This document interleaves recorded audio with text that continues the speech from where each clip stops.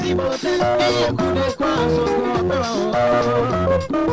Ziboten, amawara ba yuri wa tumere, ye tumere. Ziboten, agige ba yuri wa tumere. Ziboten, amazakiri kunwa su abure verea.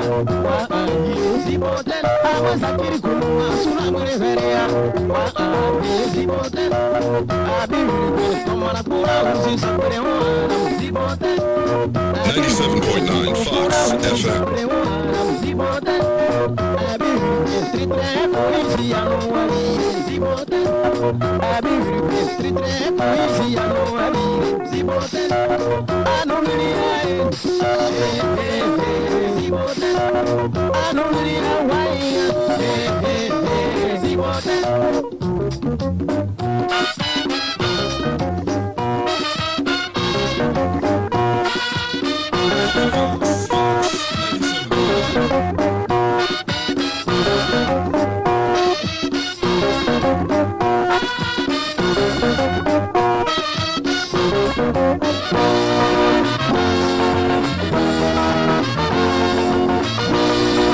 Well, 5 minutes past 2. This is Fox 97.9, and it's time for your most authoritative, informative, and educative talk show, Eboboba, with myself, Nana Kwabena Ampratwum. Busami mo Kwaba, and then so yeah, for brand new day, brand new week.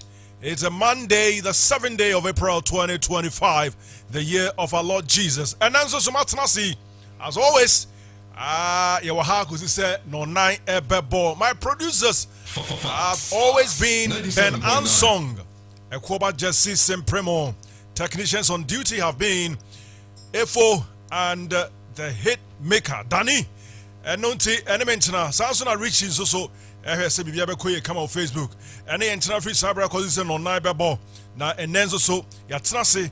We are here to talk politics. We are here to talk development. Oh my Ghana and Kankro, my Ghana and Chichirienti, and I here. And Untino, and Nementina, Nafe, Yenijme. And then so Akosi Che, Dr. Akosi Che, have represented the NPP, Umar Harris, and so Wahase, or also so Ejam Yama, NDC Amanyo Kono. And they are here to do the talking this afternoon. And come on to the also. No. I said the Munimuno. Be in Makumako, a being a crack for Besem. Now, and now, him say, Ajosafo, former member of parliament for Dom Kwabena. Now, I was say Okushia NPP disciplinary committee. No, but then Tia say the party decided to do something else. Party no won't just obey the fufro. Titru Obekasa Edia Afa Eye Cocaine ne Parliament on Semno. Inti we say and ye watching Asemno and now watching hearing no as insane. And no na Josafo. And now you nyasem ketwa o he na chitafo from Dom Kwabena. Wombo chi echo party headquarters ho. Na womu chimumu me editor na chi. Josafo say denti. 97. And as a munim se muntimi ma meeting in Maswa. Ade na mo ha madwen. Enti na munim se mo be bibi fufro. And I'm not sure let a tintin. Modesha so say, and I mube yame. Enti eno crampo crano, say. Are you running away from your shadows? And I say, it is saying, a Josafo and Ebisa sa quo saying, na and then so when him said, and upon me catch Mokaya, say Chief Justice, and net do a man penny, John Dramani Mahama, Edemano say, onfa enyi kwadua. Yede amam for their bono no ofenya no ene na sa ene du no 10 days no ene na eson eno nti ye probably by the close of the day na ayadia bits and pieces aba efrimu aba esan se e wo se ono so ede na no disem e koma me che justice tokunu ono na sem get to justice tokunu asem na me ken and then so ayadia I kind of say a foreign affairs ministry, no. Any other high-powered delegates, for a meeting between the government of Ghana and the United States of America officials. Na munim say Donald Trump, the 10% tariffs or their two exports, no. ɛho abɛyɛ nsɛm pii nti ɛnɛ maame Virginia Palmer ambassador 97.9 US ambassador to Ghana ɔne yɛn foreign affairs ministry ne mpanimfoɔ aka bi ɛkɔhyia a meeting crunch meeting meka kyerɛ ɔnopa no over saa ɛyɛ tariffs no na ɔmo kyerɛ sɛ Donald Trump ɛfrɛ saa tariffs wei reciprocal tariffs na kyerɛ sɛ you do me I do you tariff no sɛ America for the name ɛba ɔman yi mu a ɛto a yɛn African countries na ɛgye wɔn no wɔso wɔn so fa kwan bi so na wɔn so ɛde ebi tu yɛn so na wɔn so ehu wɔn hafa kama ti na meeting ni kɔ so kama na according to the ambassador ɔkyerɛ sɛ Ghana we stand a chance in fact the home African countries no bear 183 countries bear 183 and almost tariffs here too on so but Africa no so say ehemu Africa as a year no yegina brane enti yebetimi a benefit from sa tariff womo e dey to so there are other ways of exploring some benefits are a war sa adenimu and enti ma me no e ma tips in kakra bia and then 24 e dey abo wonko to dwem makacho say AfCFTA African Continental Free Trade Area ewo ho agua enzo so ho I was say Africa for taking advantage sa brei or say Africa taking advantage na na make say Africa has say one more affected sa tariffs one more esin echinchiri yenkom nyina no ya dia one ministers of trade ebe konhyiamu next week by 14th of next week all African countries are affected by Donald Trump tariffs no womo be kwa setena womo konhyiamu de na womo akotena se atoato adwen afa kwan a womo befa so na womo nso so yen Africans no so yebetimi hu kwan a yebetimi de na asisi form ama yenamu aye den na yankasa yetimi adi yemensem na yemfa ye ngoto America so say America ibisi hono a na yeso ye den ti nyame adom a 14th of this month next week they are African ministers responsible for trade womu nyina ekuhyiam na womo atoato adwen na ye bom pa say betimi afiri mu aba because we cannot continue to be a burden to America or so-called developed countries. We cannot. Yentimi emfa enhyebre enhye won semsa. Dr. Richmond Etuahene a banking consultant. Papa me ame ofano no. Na odensem bia toja ena wie yi chese. I say Ghana ye constitutional reforms. Na ye de cap, ye de ceiling eto sika aban betimi abobosia no. Enti no na say we aban enti no ba de bia na bosia bia pa bia sika bia na okaje ejiwe na fe bewie na waja kabubro e de to ho papa yi chese yenya ne babia sa wo pese wo yehunu se wo ye developed country wo pese wo ko anim o man akọ o anim nyina no obi ani ho ye saade no enti onte asese Ghana saade no koso eno enti no yemfa mrakete emfa nto so se wo ye o mampani na wo betena konwa so a wontimi mambosia entra threshold bi wontimi mambosia entra threshold bi eno enti no eno so ensem a ena wie nso no ye de eto wanim right on Fox 97.9. Ranking member of the Defense and Interior Committee of Parliament, Yera John Intim Fojo, when he said he's been in the news. Or accuse a buying say omone a shambia a BCC Ghana has say no, womane move for no a plonto and answer womu AD in the Boni Huja. And name be Honoma Air Coswa. How much I say a mood now. Inti or call a crass and cow. Womo anti-parliamentary probe into sa enubone hu sensemna aba Ghana hase no majority and our government ne say bibia say ni honya no kra eni nti no wo monte kra wo mumfi no but still oguso a o make revelations upon revelations na ni latest revelation they be to Ghana say Omampeni Mahama a block appointment of some high-ranking Ashanti military officers. Womo aya promote to womo from a lieutenant colonel to colonel.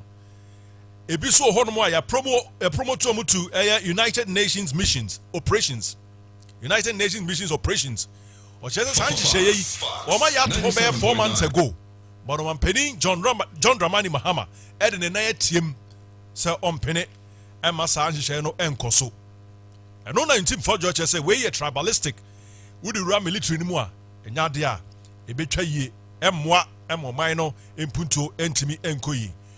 May his soul rest in perfect peace. Ambassador Sampi Yale say wakanchina gu awurade ato nsa frɛ no ɛno nti yɛma no demri fadue saa nso na brantie bi a wadi mfie aduonu Ghana ni a ɔte UK yɛsɛ ɔesuani ɛwɔ UK na in fact wɔn mo akyi no Lagos airport sɛ okuta cannabis Fox 97.9 ni poto manto ekuta no cannabis aye mum say ma me ka cannabis aso ni ma de kro bonsam ta wi Indian hemp wo mo ahye no kama ewom ena branch no edenam so they coin or they are through Ethiopian airline hey enya sam ketwa wo bedu na Lagos ena wo say omo de no mu tin kwan kro tumi ede BT immigration bedu Lagos kra de nyame na nkasa nenim eno ti no ene enubone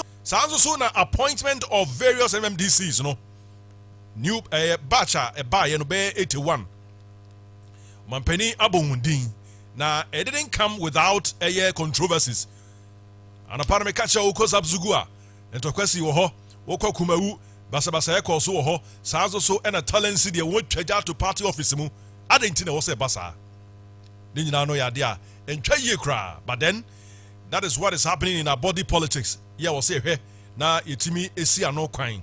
Na anya saa ebetimi e de how betimi de oyene e de abre oman Ghana. And then a World Health Day. World Health Day. Wapomuden e ho to saying. Wapomuden ho to say, oh, na say ho do ana say ho mfa wa. E ma remfi say edru a wo so nom no. Eba plus pavi plasmos. Obe bomoden. Well, these and many more to be discussed this afternoon right here on Fox. Keep it locked always right here on Fox 97.9. Eboboba. The son said, "Ned dear Nimuno made the bet what I said.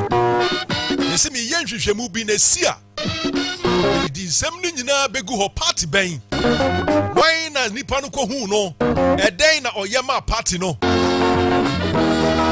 Yabeka ho asem mesel tobo ye ovufo na anom ho nkwan nyabutre ama nei nipa no ba manim ha sei nipa no ba manim ha o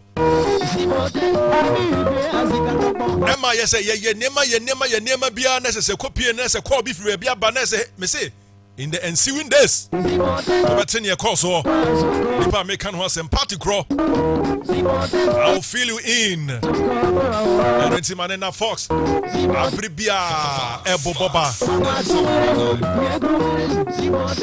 any makoso young politicians see any makoso pa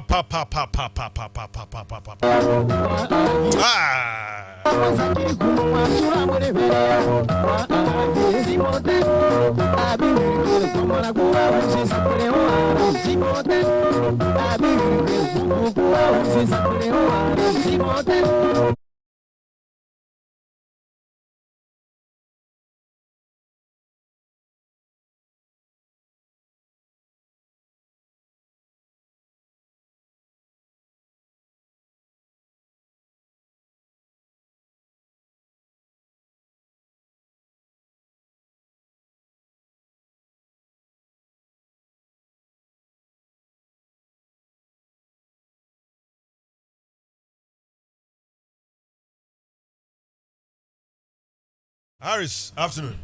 Good afternoon. That is saying. Alhamdulillah, I'm here. Good.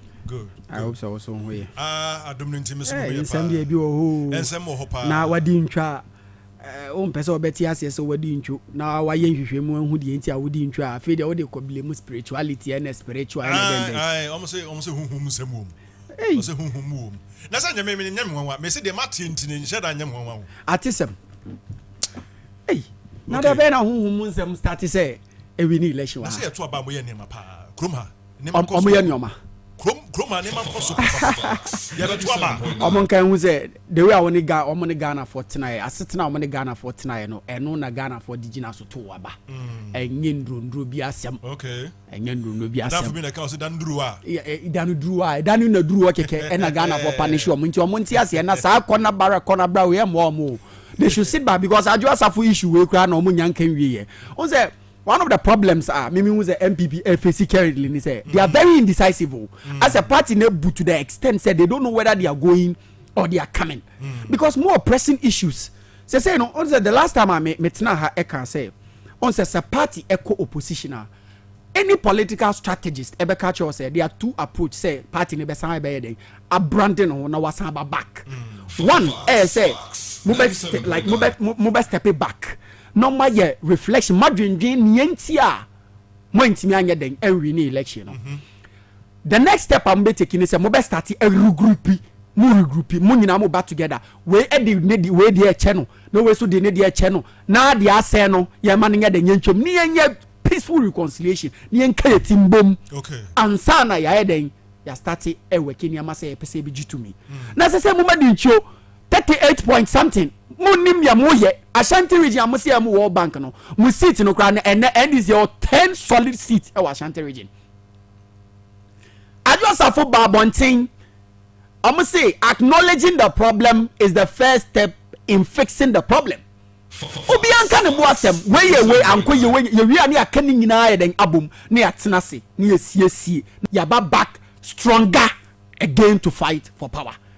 The second option a political party betimi aye say we be try say okay yedi ntwonti mayamre abonten ne mbetena park na chi ne entoto bo say ya be ya omo bobo no omo ntimi nyeden omo ntimi mbobo force them to play nonsense entino propaganda ento nkontompo ne atwagum say ya be Ghana for be ka say e bia o we mu de omo ya de ntimi yen consider omo on the NDC lose election in 2016 so say ya you use the first better and efficient approach yet now back any ama Professor Kosibocho report near den a fact finding then ko mu ayentimi angeden entimi win election report ne ba monten ma yanyina atena ase tutu ya hofo ya mpepri say ba betina radio so TV so social media edidi atem akansam chiche nsema etwitwi ne atrotro dust into the public eyes there be anya sa NDC stay back to the extent say government in power omampani akufado aban no and my topica yembe discuss it one on my the reason to start holding the government act omampani say businessman eba betina ne nche no ne na bonkoma so tueska and the allegation started say then eba left right back center eba that was the only time my NDC started say oba abantia bekasa but we lose election in less than 4 months look at what you are doing okofa we ba na Ghana for say oh boa we dey anya no kre pizza asemu ya mudi politician mu no say individuals aba abonti abekle say anya no kre de mu beye bia enye ye enti mu hu ni say na nka e better asemu ni Adwasafo betena se na madwindwin den ha no na master TSC party than to say mo be call on this low tangent na da be na MPP for start say hu say cocaine issue in 2022 under the MPP under the leadership of His Excellency Nana Addo Dankwa Akufo-Addo former president any MPP aban and a British High Commission Eka say Ghana has been identified as the transit point for illicit or for cocaine. Let me for my job online a publishing report with 2022 under President Akufo-Addo. And yet Ghana issue like research body be na bibi kwa British High Commission. And the car say omo report omo de ba bontin say Ghana identified as transit country for drug trafficking 2022 in the issue of Ghanaian politics yenim beshebejania under the ticket of the MPP okoye drugs emerging in US you prosecute you know omo internal primaries most of the people saw it and they advised the government omo advise the party for say papa we dey enim so oye because MPP does a tradition they covered him okoye omo member of the parliament okoye US make no prosecute you know enti mo buy under mo government it make us a cocaine adani konkunte do you have the moral right to talk enti no openi the way MPP are starting in fact as a atase and auto party na atase they omu nim then yenyo So me they make catch so omo because they say no I say the more omo try say omo be painting the government of His Excellency John Dramani Mahama and the wabe inspire so much hope in Ghanaians. Ghana for anya ni mujidie and the promises are why ya wo di so pepe no. The omo ya no omo ya sa na omo ma Ghana for eden ebufu omo ma omo ho ehi because asem bia on be kontompo bia on be fa bia emfa and then team fojo wow we say Ghana trafficking and I say Obama false allegation yes if is it who alleges must what must prove ultimate for prove ba oti wana ato atase o free also o say abanya wono abaste cocaine worth $350 million now wono abani na yi asem na ba o na wo tie che emba details. Look at this man. I used to respect him. Issue of this LGBTQ ebaye no the way papa jina kire say we reverend father jijina mu omo forming committee a wodi mu was one ade ne nya adwene. I had so much respect for that man, but the one start here the opeso ya black adwuma ni bia masa enye chips o enye chips you need to buttress whatever accusation you make no with solid evidence. But the papa yi no because they say who na wo ba make allegations mufani bi na airplane bi na say and all my penny say as a listening president, as a law abiding president, as president I person ye adwuma ma Ghana ejina brane bra ye wahu no so mo na mo ka say something I'm boa na wahu bi a kono boa agencies a mo ye nhwehwemu se dia be ya wo de wahu nti a wo be kasaye no ne nyina so ne mfa nye nhwehwemu ne establish wan mo na wo se wo ma ye sa boni we ye hu so wo ma ye boni a na emra ne wo ma ye den na emra ne wo be di na say bra for evidence bra otiti o say wo a wa make accusation and allegations no obi a wo make allegations against one no wo mo mfa evidence bra asem we dem maintain bi da o say obe court obi ewie sa na ye be ka cho say then na almost any panel we usika wo say ni panel betrim kwan a no fa so we usika doesn't make sense. This is so absurd and you know they should let us like rest omuma yen focus it because they say no say Ghana for ni bebre o call be social media be am for cry ka say issue ya on say obeye sa the press conference no on the 1st of April and now am for cry say dia reverend ja April fool bi na o ya dia agigi nani he means say no cry na he to in his own wisdom or say he's saying something. So they should just be very careful because MPP is like I said the rate at which the MPP becoming an unserious political party no, is too much. They should be serious. So person why a black one hwehwemu no the expose is back. So steady a black one be cancel bia no na what the documents in hwehwemu from agencies from ministries documents no the ba bonte. No bet na as reverend father. No be can say ya ma say the amount for cry question are you truly even a reverend? What is happening in this country? So they should give us a break. Ghanaians are very discerning minia. Utina console we achia. The way I was say pense in say muno. Ghana 40 as you. And you know Ghanaians are able to differentiate between the lies and the truth. And you know so much inside teten kane ni abeka say na NDC MP asante for asem na wage asante for na look at issue story I read here say ebi mu promotion aso. And President Mahama say o may promote you. Look at this, and you know it's becoming tribalistic. I think something is not going right. I don't think it's like they should be bothered. Like they should be so much concerned about his mental health. Honestly, but that's Umar Harris of the NDC. Namatene Kano, Doctor Akwesi Che so ha. Kwesi. Yes. Net say. No, yeah, what's that? Adum nti.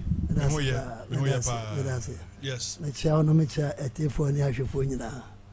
I'm fine chance to my Ben so hard you crimo or hard you 97.9 Fox FM.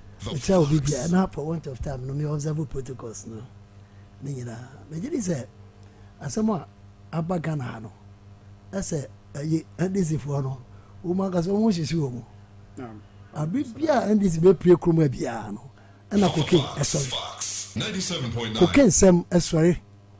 Me pato me pese wa wo go 2013 with the whatever website ubeko ubenya 800 million worth of gold, $800 million dollars worth of gold, but said in Turkey Osha Ubehu this year, 2013. Mama Betrasuna on the 19th of January. And a Ghana, Kofodi gold bars worth $800 million. Nepato, just check it out. It's there. $800 million. Okay. 97.9. Yeah. So the Turkish authorities gave 4 days in Istanbul to for a freighter laden with 1.5 tons worth $80 million. Yes. $80 million. 1.5 million. $80 million.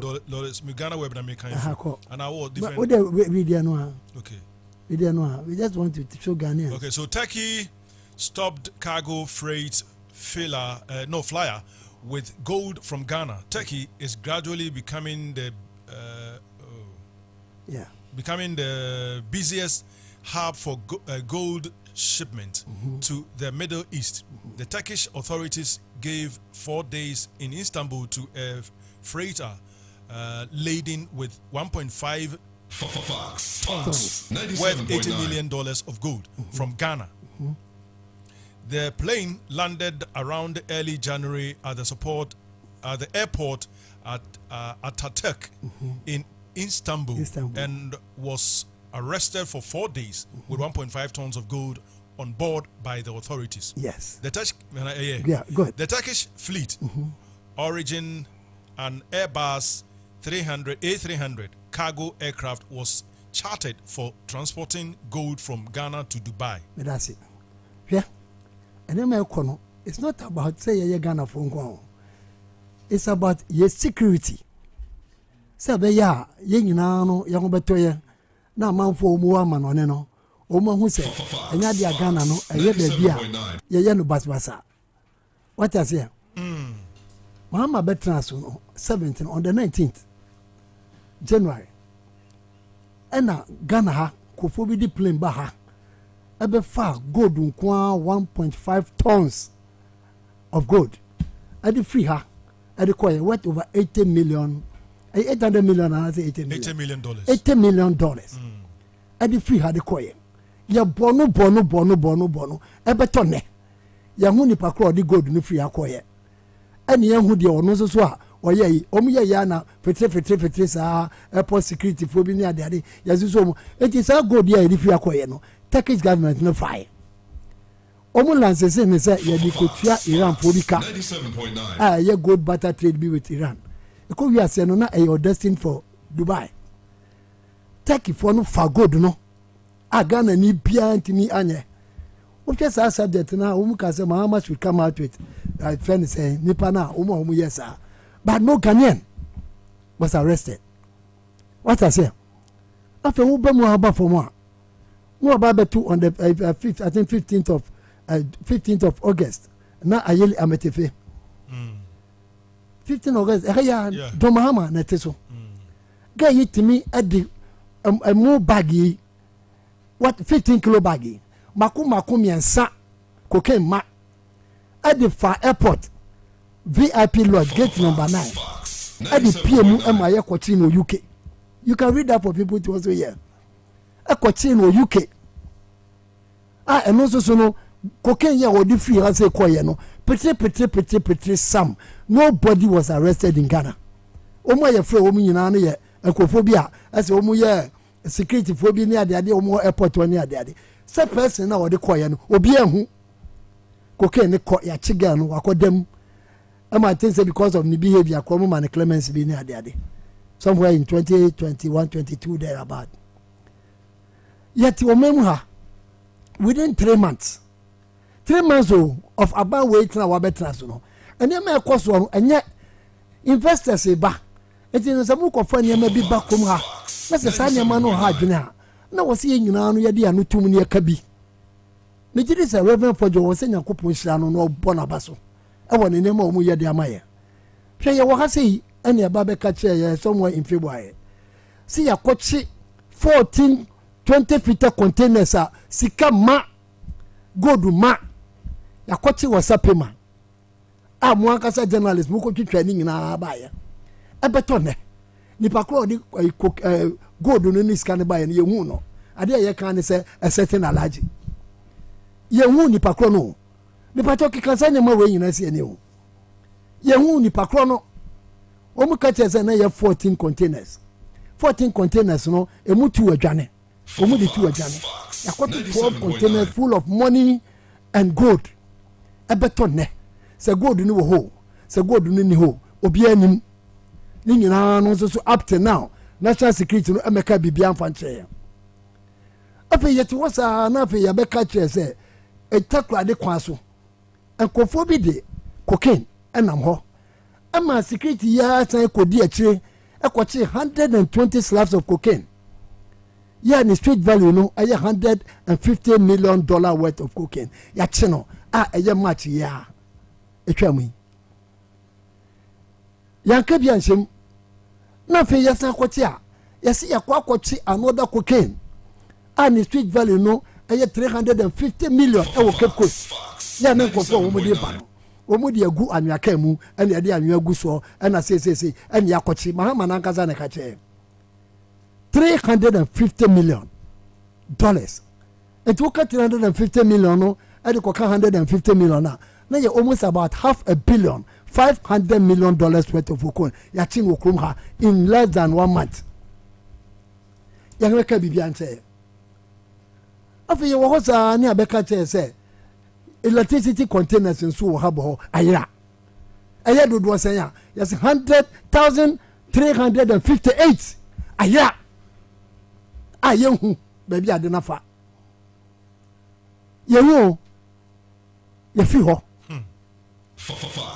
ana yes ya kunwi ana so wo hwe krata ni mu so a wo bon se Samuel John Jinapo onu na chiro krata 19 February e de koji ye ansana 2028 and March no mu and also national security coordinator or no so koji 706 that is in our beka answer na sorry afi ye wa yanko ka bi nsem ye hwe ya on the 13th there's a plane B every Santa Maria aba bedru friends Grand Canary every Grand Canary ho ade aba atu Ghana oba bedru ye wagina kroma for 13 days 13 good days ye wasi ya na another med air at say aeroplane ambulance and also so free Grand Canary ho but Grand Canary na ko ho asem ba ko peche 97.9 but sa Grand Canary sa ala no de bo nyumadi a wo mu di wo hotiti no aye LC drug trade enti mapani bia plan bia be free ho aba ne kromu bia na ne onani da ho but Grand Canary no ko na they read 1 or 2 stories from that place. They said they will be Bogana no near catch say Gold Coast we were but Grand Canary no na can yama be me no be free on a fache. What's the mechanism? Na plane na free sa ko ne so aba. Plane na air benzo so no I say air ambulance. Air ambulance na ba dia. Ada say nipa team ya di nipa bia wo wudam anase ya dey be for obi free Ghana. E de na ko me pa jo nya page no. Because I mean, kind of. One story.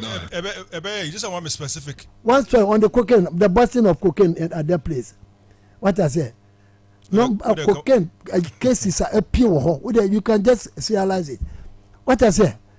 Now, you see plane B free Waba. Plane no, I was Santa Maria. Were 2 at the Ababedu Grand Canary. Or free Canary or Ababedu Ghana on the 20th. 20th, Wababedu Kruma. After the yankwati or be penny will come, you send a tie pie or Baba send a tie. So, organize a beer ni baby, I just a canna. Or Baba send a tie. Or buy an answer engine also boy, and I say. After the Obia Moody on the 25th of March. That's our plane a decab by a free Grand Canary Hono. 97.9 Aye, Juma. You be beer ye. Now the Baba see 25th and I met no. Aeroplane ambulance na yenim se edi nipa ba anase bi edi no bi ba anase odi medical e bi ba no plane ni ba ye nipa nem amfa nipa ama amfa nipa anko amfa do bi ama amfa do bi anko na wasen tu free Ghana ha back to Grand Canary o free ho no so a direct no akọ Santa Maria na fi pe o de free mu and the suspicion is there I was here mu se anye yan kasa ne ne hu dili o na can you imagine say obi aye investor no bagana ha na o hwe catalog we na within 3 months anya ma we nyina timi asisi o mayi mu na o de ne sika ba be se ha Ufi says so a question is on funny containers mate mahabo. Ufi so benya gidia be adwuma no. Obenya gidia de nyama ba. As moment just here from the security point of view. When no young boys no anya nyama bi say NPP na NDC. Wo nipa ko na wo kwaje ne check no. Nipa ko na wase seska na wo de ko no. Anya de wo bro bi. Anya de wo bro bi. It also tells us we are talking about Ghana. Repetition. Say catch us Ghana no cocaine, we are cocaine wa ya di cocaine wa na de ade a. Also tells us who call buche and who to kwan ya. One try we draw so kra be go. Ya be go draw sa hwem. Enti ade ne nyina ye mwa ne nhwade no. Asambe na papa ne kan ye o kan bone. Say yan hwe na ba bia ne ma ne free ba no ano oden. Place no ba bia o mu free ba na ano oden. Obi aka to so play no free Rwanda ne ade a oboa. Ko bia nim. The days are joy for akoye and what we saw report no. The man at least area to so nyina hwe. Ah wo match route a train no a friends a plane no the friends and the route nyina a chair. Eti no dem ade na betra ho ama NDC for abeka say ntin for dwa akoka we ntitu ye ntiase. Ontiase sese. Ontiase sese. Wo sam George no be ka che say Nanado or real public person in the chain bottom. Evidence ben na wa the buy. Evidence ben na what I say. You see the type of behavior they behave. Evidence in the said also. Away. National Cathedral kasi bi o. Awahefa.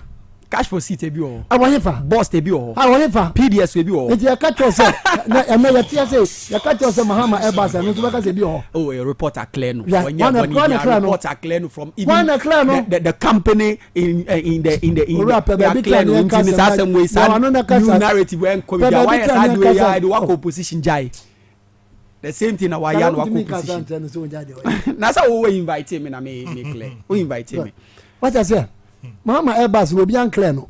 By your company no and atua say be ya ni din no enko abontere. Na company $35 million. $35 billion.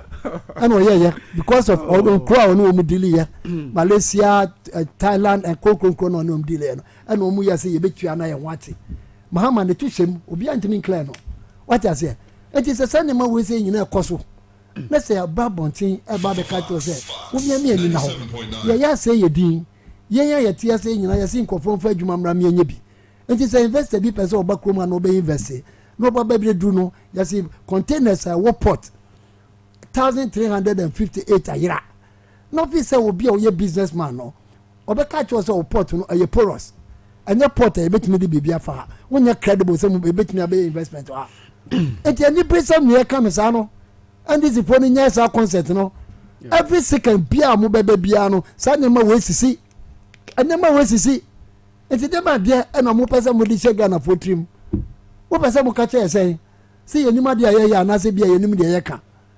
Okuja to dem no abeka ye no kro wo Ghana ha. Edem pa no abeka watimi dia kokota makota timi aka asem na mala. Obe blow hot air no de titiwas no de ko. Obeka de opebia no de ko. Man one case we a journalist. Man one case pa okuja to timi follow to the latter. Say dem beka ye no makokot amakota abua me for abua me pem. BPN ho awotimi kra dia pesu dia akokot. What was about the evidence? Evidence say krata na kuta na friend evidence ana. And this are say you betimi akeka bi dia che no. Wa we ko ka chen say ne dan ya otua 150,000 no a month won say no okam. Wo de obi kan bi fa wa say the my dignity. You are stokoti. Ka chen no won tia say. What I say ni pani abe. E di Ampratwum yan kama Ghana for tia say. And then my ekoso when it comes to drugs now APM within 3 months you know. I did be a serious. I was a source of concern for every Ghanaian. And I told you, place in a bahano, one more motive from the buyer. And two catches a plane was a son or near the idea. Obia Oba in the business, no the oil yet. Obia obey me the oil no iron idea no call.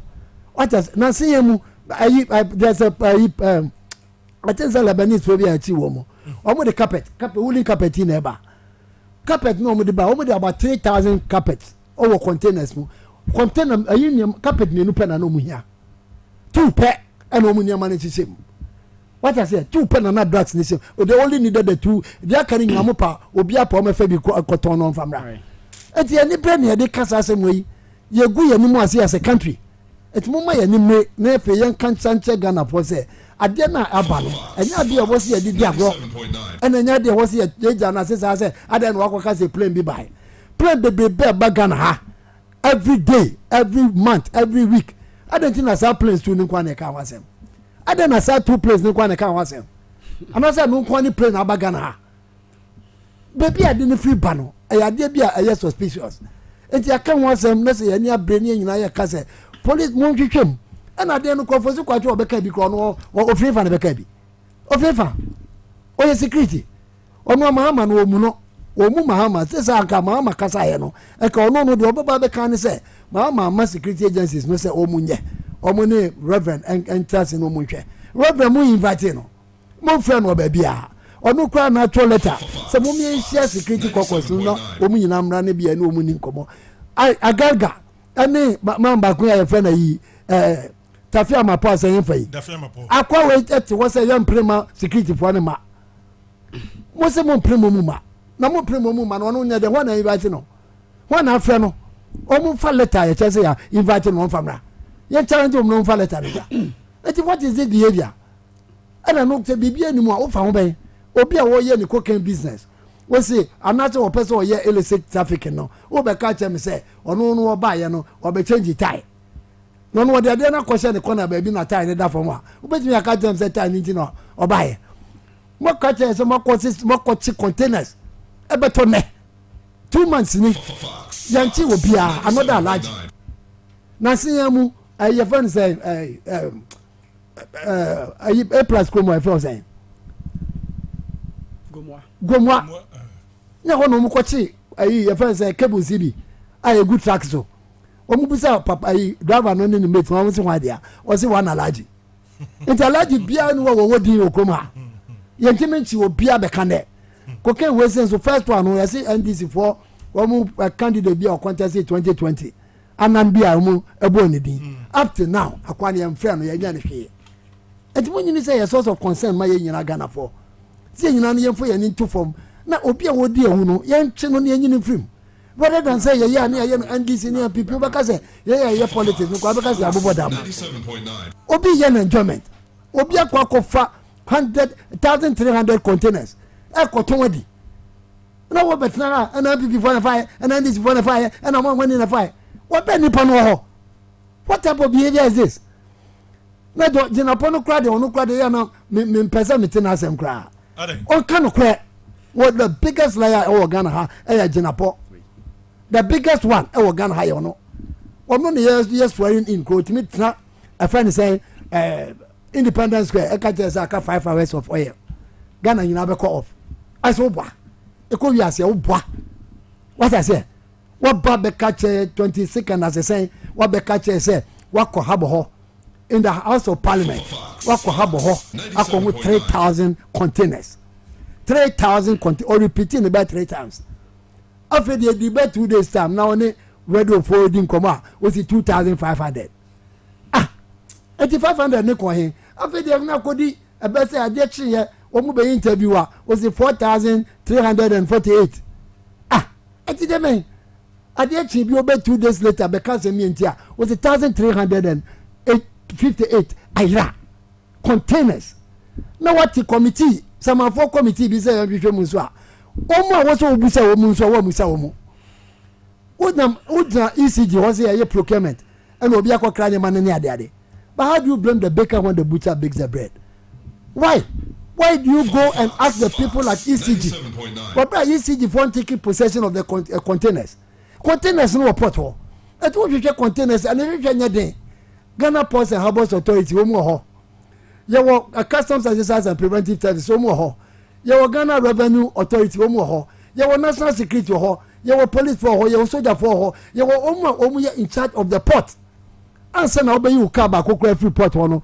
Just imagine the etimi omo yi nyama papa bi o airport runabout ho ba bi omo yi nyama with the problems omo farm so omo yi omo container na oni part that say etimi akofa containers no 1,358 wa bra obi ho no na watimi abanya hoden wa pay your akokwa be ka say ayira how can you get missing wa bra one kasa so no wa toilet akofa 97.1 one wa toilet akose say free ho mama ma tu jinapo na woni my friend say oni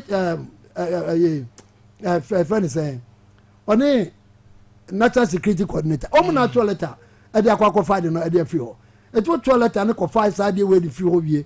Now about the catcher say, Obi na aquacofa. Now what person catcher say? What person catcher gonna force you a Jimmy? The criminal said it's hard there. It's not running here, me pato mame from Manaka. Because it will amount to deceiving public. What is if we have ye? What is if we have ye?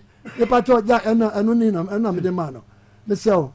I'll start from there before I will give you other publications. I don't know me the mass is here. Ampratwum.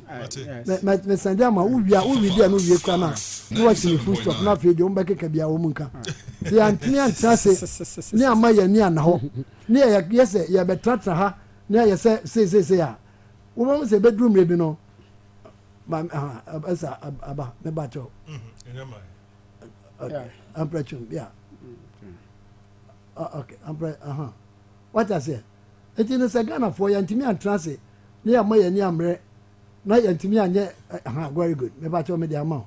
Where shall say me? I'm Ampratwum one and the amount. So one Ampratwum, yeah, but you just take it out. Okay. Take it out. Letter no first letter no. February 19th. No, see what you investigate. January. February 19th February 2025. I read your number. Request for immediate clearance of 75 containers. Yes. Owned by the Electricity Company of Ghana. Good. ECG at the port. Yes. Okay. Cool. Reference is made to the directive dated 30th December 2024. Blah blah blah blah. Issued by the Marine Ports and Railways Department of the Ghana Police Service in Tema. The Ghana Revenue Authority, GRA Customs Division, Tema, was instructed to prohibit all clearing agents, agencies, except Dawat's Bond Limited, from clearing containers or consignments belonging to the ECG. Yeah. This directive impacted Mint Logistics Limited, one of the clearing agents engaged by ECG to manage the clearance of containers or consignment on its behalf. As a result, the company was unable to clear 75 containers out of the port to the ECG warehouse necessarily to finalize the operation. Yes.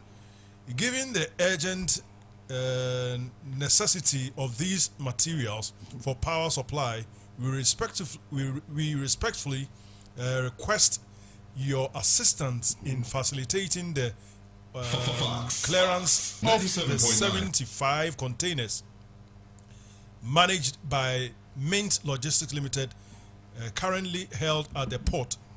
These containers have completed all required customs clearance processes, and all applicable fees have been paid in full. However, their release is still pending due to existing directives, despite adherence to all stipulations. What is that?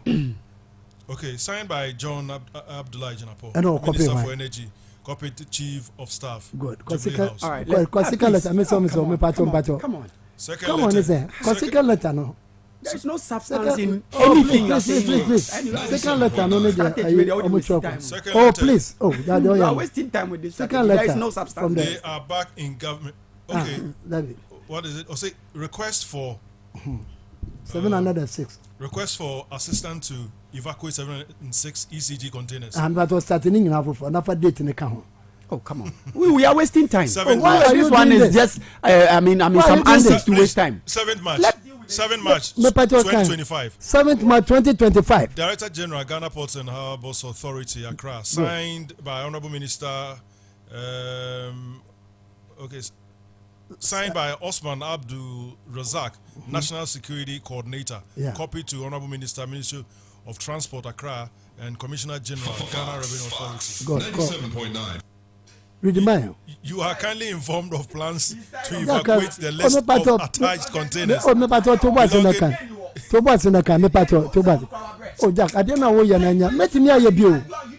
Let me hear your view. Please. Let me hear your view. You know, I can do more than that. Please. Me pato, Jack. You are kindly informed of plans to evacuate the list of attached containers belonging to the Electricity Company of Ghana, ECG, to the Agbelinkwe warehouse of the National Security Council Secretariat. 2. Meanwhile, all port charges be suspended on the said containers pending outcome of ongoing investigations on same. 3. Regards. Good. What do you copy? Why? Honorable Minister, Minister of Transport, and Commissioner General, Ghana Revenue Authority. Very good. I don't think young copy Energy Minister. Almost a National Security Coordinator. What Kata on the 7th, no, Edia Ako orders ye need 706 containers. Emano, then Fankogu a Belempe warehouse. I told you, begin upon actual Kata. Edia call the same Port and Harbours Authority was say ye need 75 containers. Emano, then farmers are meant for no na Omunienko. It is what we 706. Was there 75. Ningina ya match we are. Now Banwa Baba catches a containers in year one. And you're gonna phone out this year. What is civil Ghana for? It's only say, Sana Mana Cosna, no maybe a Ghana for a higher. Okay, let the baby will be an uncle famra. No, yes, Oma Cotton to Oma Cotton to a dear we are mobile catches. I didn't know baby alpha. Okay, let him be a man and you know. I'll confirm and Sana Mestas and Mepes will be reading. May read the baby, just read the headlines. That's all. Now, reading Kitwebi, maybe me and Members or Berry, Obecanit report hits Akufu, Adros Minister. Fantastic. The story is there. The Bureau of National Investigations has recommended to President Akufo-Addo to withdraw George K. Odro, Member of Parliament for New Edubiase in the Ashanti region. Good. Who is one of the 54 nominees who have been designated to various ministerial portfolio. Good.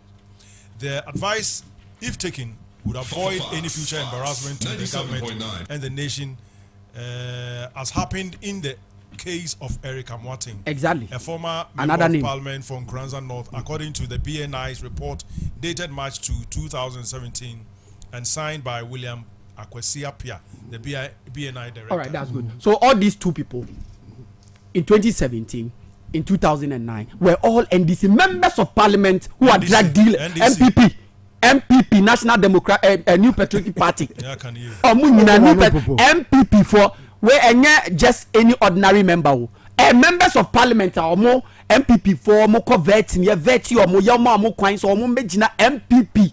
No more contest seat, no more winning. Members of Parliament, no more cocaine dealers. Any actual more. Eric Martin put on the USO. In Guasia, Metesa walk primaries. Party for our good, like well meaning MPP party product. Eka papa we cocaine dealer. Omo raising red flags na so party mpeni for year Shanghai Emma papa no every need seat no eko gina omanem eko tena parliament eko ye cocaine Emma ye wo US na na ye ka party am deal cocaine a wo party deal cocaine you do have the moral right to talk and your member of parliament back o say see in one publication on Ghana Web no MPP for MP so sitting members of parliament mienu bako 2009 bako 2017 na no penny you bet me at na no catch see. Mama report another report about cocaine and san MDC. So say party more ye cocaine ejuma there. I don't think any MPP man should even speak about this because in the first place, why would they expose about say yache a container cocaine worth $350 million? Why not this expose anybody? Isn't it the national security under whose government? His Excellency John Dramani Mahama. Sebio nanke yo BBC ya anke be sa expose no. Seba kono 2017 no. Good. Under the MPP administration. Exactly. Under the MPP administration. And a year opposition na o ka kire o manpenis won to anamo enyesa eye ngwase ama man no. E dey anamo na BNI director. Exactly. So, exactly. Say opposition the raise alert based on the allegation air cost no. That was the advice given to the president. What happened? Sitting members of MPP, members of parliament, in the first place, $350 million cocaine okano. Why am I the issue? Why na basti and national security? Nanka ya pese, yani cocaine sumase anaye ya partia. Ti say ya no ma omuye cocaine sumase ma cocaine for me betna enya seat nkonya etina so on the ticket of that political party. Ye shield you omuye cocaine jumano. Nanka sa na ebe ya anka national security. Enyo na omuye o. and your opposition aka say wakon cocaine bi o national security na ye no dwuma because e pese ye bresa ngwase na ase because ma die nya che na ye yakoye expose na dia ba say sa cocaine $350 million sabio na nka ye party ayi so cocaine so a anka sa asem nka mbeti anka baba wantima mama amfati. So this is common logic obi a otie ene enim say MPP need blame me and even let's look at even this issue. My report, my joy online report about said their MPP in 2022 President Nana Addo Dankwa Akufo-Addo ne Nkrofo ne gangsters no almost say a good Ghana animasi. But where my joy online? Just read the heading. So person kind these are the things that when you read, people know that you are reading something. Look at it. That be me say when they read the heading, no. Okay. A self-explanatory. So person kind of full report. Ghana identified as transit country for drug trafficking. British High Commission. Fantastic. 97.9. 2022. Fantastic. Under President Akufo-Addo, where any ordinary and opposition they can assemble British High Commission NSA Akufo-Addo abai MPP abai atenase in 8 years no one mama Ghana abeye a safe haven for cocaine dealers. In fact, you cocaine before Togo efa Ghana, you cocaine before Ivory Coast efa Ghana, say the cocaine before Rwanda efa Ghana. Now more right to come and sit here and discuss issues about cocaine. And the Muma administration, national security, and BNI, etimi ababonti abeye cocaine, say achi cocaine bi ye babe di hunjuma. And then look at the issues. And then cocaine for first nanka Akufo-Addo tisono and MPP aban position no. Omo position no cocaine for enya omo asumdwe omo adwuma yanchi omo. 8 years of MPP government. Yanchi omo. Omo nya omo wudidim. But ene o de kofa gomu a ye bechu. O de kofa ha ye bechu ye chu so a ye be magana for. Now obeti say obi di cocaine kwa. Say na je say no crese obi di bibi continue a chino. So one tell you just obi amfa obi anko. Na adenti na suddenly na cocaine for ene na etiti o ma na ene no mo start business. No, we can the all can say ebia one to say bibi sa call so no. Probably you knew about incident b and ebia ya ntife dia. Or there are incidents of cocaine now you nienti kroma na esi cocaine adane kokonti. Yeah no make me just say 8 years na ya nti say was cocaine for year adwuma. Say 2017 first publication me the man and in 2017 a minority are advice here based on the issues I raise here and ye catch up on Penya Akufo-Addo say onto one am na member of parliament e cocaine onto one am yes I be ngwasi ama Ghana. You understand? So there are instances a ye hu bia yaka. You understand? Which say not to indict to be a which say oh say 8 years no a man 4 year cocaine 4 year adwuma obi anchi omo e say government no ema kwan mo cocaine for. And that is it. And I say, do you know of an incident a cocaine or dealer be any cocaine e kwa obi anka we or the. Na say enchi omo you're losing bibia ma omo nyamu from but adentina na ye chi omo. This is the question we should be asking. So it means that it could possibly be said cocaine operation bi ankoso. No, come on. Now cocaine and now share the way I remember say 97. Now even to talk about people who are even the government that is like so serious about fighting illicit drugs. And just say last week 3 days ago Interior Minister MET the Regional Police Command catch himself opening afena waba me so asante me in fact me American na no so for tinka baby e di nduboni hu dwuma a ye nyina nim Ghana so ba drug harbor tinka kan wana ka tinka ho asem. And the Interior Minister attack our task regional minister regional police commander saying waba Ashanti region adia we expect so betimi aye say obetimi abomodin amasa oho no ye be make sure say ye be den ye be make sure say it has become a thing of the past adia ba kupa regional police commander in Ashanti obetimi aye e dia sheni menimanya ye hu bi o Ghana hada obi aban bi anka bi da that is not it. even the NDC government So it tells you and anya afa na tinka so ba good anya afa as atenasi ache and as I say NDC member of parliament for Aswasi constituency the Honorable Muntaka and the Interior Minister and Minister in charge of national security and also even the effrontery akan in 8 years and under this same Interior Minister and National Security Minister now you have the effrontery to come and sit here to tell us who are British High Commission akasa wukra no wa Ghana adane bebia kokenfo enya nidie ebeye nyuma. And then to ask Dr. Osechi now come about containers Sarah. Mr. Mo, containers we issue in the 8 years of MPP administration. Name container be one. Minister say power mono. Obia yes say woko ni ministry ha. Then okwakoye review. Now I had the existing system niema ewo dada. Say dia be ya say na edija me say na me so be abefa na mai den na matoa so. Sa review na omo nyina aka so mbe no Sam George ne dia ba abonten ka sika ye di ja no e ma Ghana fo nyina na e omo wanwa energy minister so ba abonten gina po so ba abonten be ka say won so de wahu ni. In fact from that review no e na me hu say sana juma boni a e koso container ye betimi a ship container worth $500 million na ya de sa container ne ba yes yentimi ye de yentimi ye nisika ye de kwa yi containers no ni a auction no bia beton 100,000 Ghana cedis no asa kwa to ama ECG $300 million. Look at this. And doctor kase and containers say we ma wrong figures. Why say why is the minority leader Afenyo Markins out there lambing the blame on custom officials? Any ECG managing director said, "Well, no ye canana emasa containers in your eye." And you come and sit here and you are talking like you don't even know what is happening in the country. Your own minority leader now is playing blame games because no ne board chairman then. And as a chrono way course. And you are not talking about it. One am because John Jinapaye Bonibi.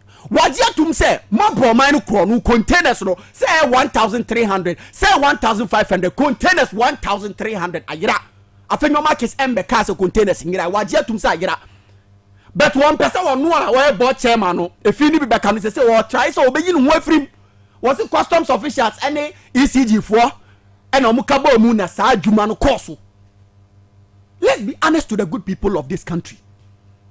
Let's be honest. And to what betina say who the letter way about who the letter no read here and come be the issue is your minority leader is even running away from it because when who say in Guasia more bomb and the container issue no most of the Ghanaians Ghana for bebre e wo GDA say e your containers no ho asem na MPP abo mo posa because omo say di mbone no e ya to aso enti ma mo fa bibi mbeden embefem ye kope hwan e na ba be di say djuma yi a ye say Reverend Team Fojo and na wona wo se wo hu bibi na police ni kwa wo de mantra see something say something by no wo bibi a so wo be chirem say oh ade we na mi hu ya mi hu no wa ha and say na mi hu say na e ko say de be police for no so e betu hu anamo mo be hu kwan am be fa so aden etu anamo wo se wo hu bibi e de na hu ye mente e de na e te say minim mo a me hu say me hu bibi no aka che mo a mo nko say de ade na tie. Look at this. Fox 97.9. It doesn't make sense. You see, he who alleges must prove. And 19 job better than a laughing stock. Me who are continuous when Umoru Sanda interview Channel 1 TV. Na mkwasiya kwa. At the end of the day, see because journalists busano intelligent questions. 19 job intimi yano. No he walked out of the studio because the question they were asking him no. Ontimi yano. Okotina woni something aye in the program. One so the same thing ebufo sa won timi anya no e no sori koy clearly say issue say okorezi ba no aye nim gwase ama party no but more communicators are e bia kro no ya boyi kra no 1% of it kra no munya ho mfaso mo na ye kasa mo fa mo ni mo nyam na mo be defend some of this crime now also obaso now you are talking with passion as though we don't care about the future generation. When it is wrong me da NDC ni bi wa kodi bone na me amehu se bone we the NDC ni wa kodi sada no send me topics am me studio me defend obia enya by force senior ye chichire oman and me come chiro opa ye ntina krom ha na NDC ni bi minister bi enya ade bi a na wo mo man no kro no se the MPP for ball man no kro no na asem mbra na no kuro wom na me Harris wa frame se me betina studio me ma o text me woman me topics and make just say na dem into me petu ayare me ma I will not defend the indefensible because and one who is minority to the extent I mean MP Buama for I think one of the areas in Accra. What about one thing? One day I'll say Reverend Tim for John Okofa and Asembai. Sebio, it is not a collective decision. One on Okofa and Asembai into one can asem. Later on, make what ya almost say director of communication. Say Ahiagbe someone one so about one thing. Also about one thing, and I was say you provided better details. Details by a chain. Communication, in-depth information. The Honorable Minister for Government Communication of Uzuku Achede Babontin. Security checks I was saying because of MPP for therefore way. And it was live on camera. Gadgets need device are intensive scrutinization of every substance to establish it is devoid of any illicit drugs on camera. Akoko sachira kroma said den kra na enye den. Enye ne fe. Ya when you now prove it to the people of Ghana, but yes, because of money can't by force. Say they be a container crore no ya dream be free so. Say they be a Kenoforiata fugitive, former fugitive of the law. Na sem no ya be free. But me come chire mo bibi say, look, even when the NDC decide not to pursue all this criminality perpetrated against the state, milking the state dry, the people of Ghana will not forgive the NDC, and we don't intend or whatsoever. No matter how antics be a mobile say and play delay tactics, the fast and people from say their way back down. Forget. Still, we shall go into the merit of the issues. One more and untia from your mic. Who's some person much here? In team for Jokotna radio station. Near Nene Casabusan, so what's then? What they then for information about say, oh, Nasamida Mama or Monfamba. Yes, the fabric I fed on, but I am saying this for them person much here. Oh, Macron, no, I won't bonny, one ever watch you. Senior man, metia you mean ya no near case police in Iba. Why are they creating an impression? Say, I say somebody want to witch hunt them. When you are a witch, you need to be hunted so that the people can have, I mean, freedom to live. And see what is going on no, clearly. MPP for Nyabutel, me I'm telling them. There are two strategies. You can either go back, regroup, and come back stronger. It's better an option than say more pentem no more any relevance. More yes and more shagana for before more because I did be a modern sack kabiano. Now they're not a poison. Should they were moody 8 years? I say on my 4 years under good governance. As a more cramp the part. And then he levy your term, betting tax your term, COVID levy your term.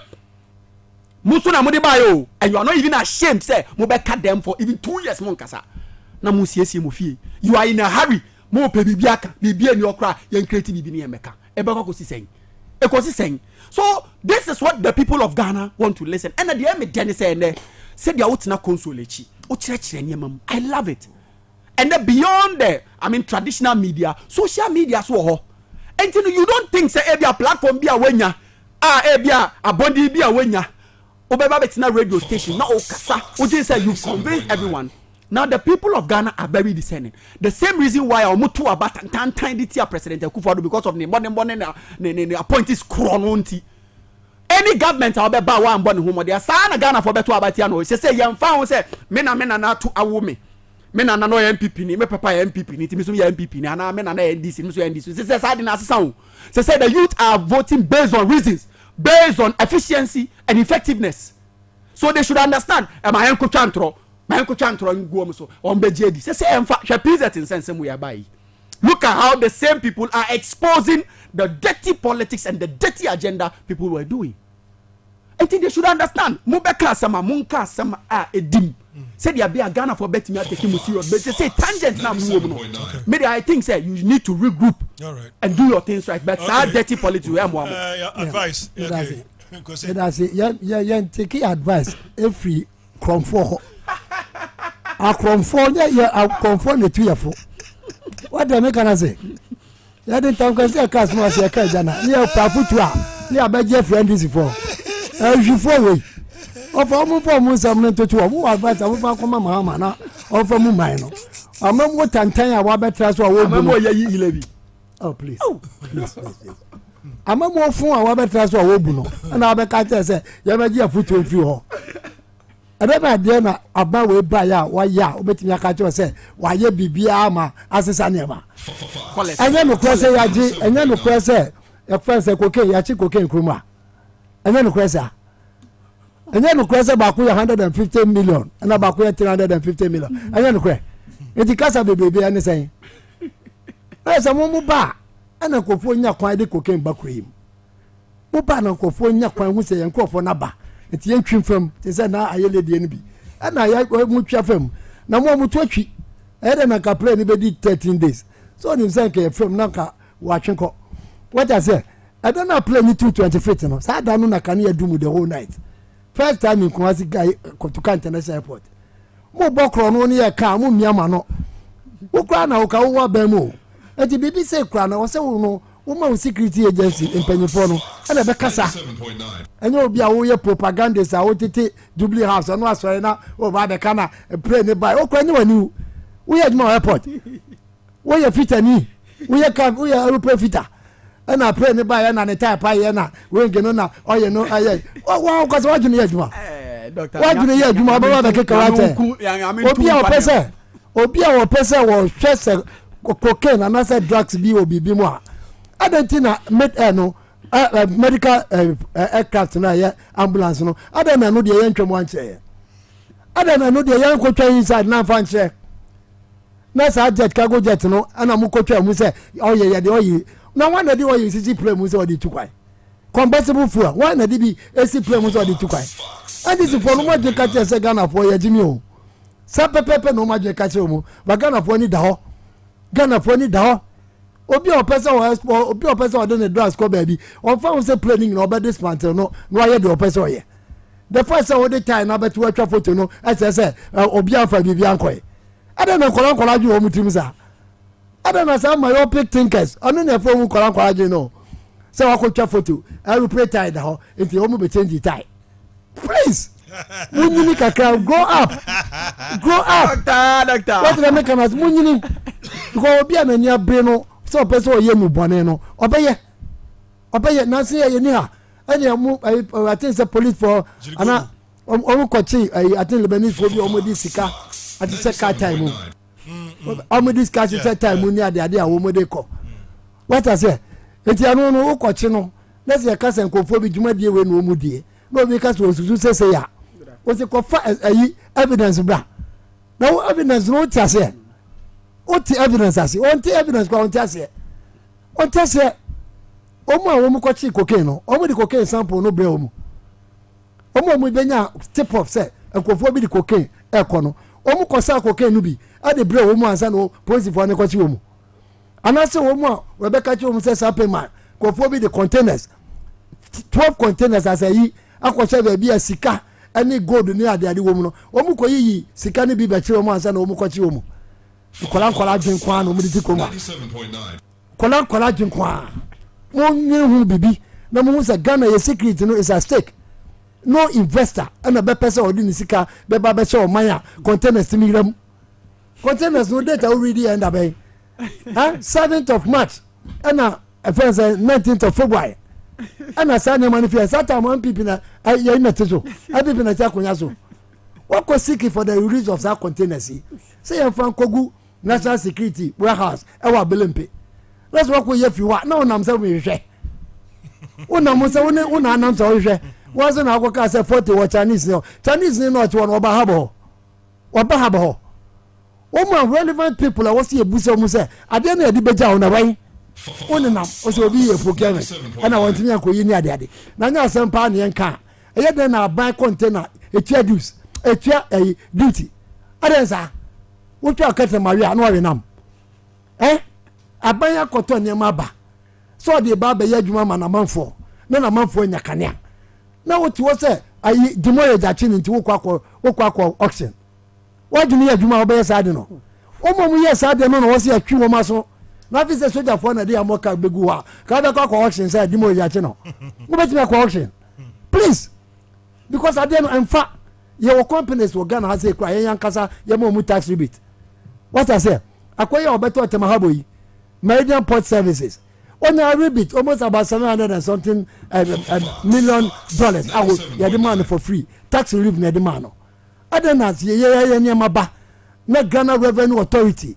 Ports and Harbors customs for etimi akase ade no demorage ache no to the sense 3,358 containers yes ya ton eno ya yes bigu lagoon akwale lagoon ho ba bia momo omo si akwa kofa wana de ko ho but this time no we say kia timi achi obi enti no omu de kwache ne de den wo na wo ya ban wo de kwache ya den say pipi ni bi na ya kwache no wo timi nti obi a wo to wa chi obi ade sha se eye ne Ampratwum asemi ba ye nya won ya chi no yesi setting alaji won ya ade ne nchi sa alaji no mu ya nkofobia mu pese mu boga na ho ban pa ba na no ka ya chi nipa bako ana mienu ama na kasa ya chi obia be kane ya ka wo mia wa no ntrase na afi na ase ne ne aban na ya o ne aban na ede abata nta we ya kan wasma wo mia wa no ne kana wo tuwa kasa ya chi obi 12 containers full of money says can Elon Musk kra ni bi Elon Musk kra ni bi hwe says can dodo hwe woni hwe says can dodo wo mu be bie so cheye e penti picture bi say abanda da no kra na ko print iska e no person odi ko sie ene ade e bi the whole Ghana news for no mu ni ankrakwa e bi tu free tamale akokotwa bi 2 months ni yanchi obi a container no baby a wono yard na container wo no e wo wura when you owner of the house adam yent me friend no nipa ya se odi cocaine 127 slabs awoye ndc ni atabia omubobo ni di adam yent friend no na ko no kwa me babo ntime ka se nyame dia adam yent friend no eti secret no ne di agro secret no ane di agro omo ya di ade agya omu no omu ne ka ho asem omo mu ye real estate omu timi edi omu tiles